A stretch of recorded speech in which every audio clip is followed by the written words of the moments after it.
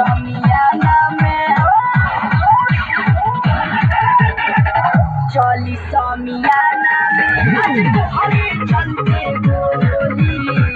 चली समियाना में आज तोहरे चलते गोली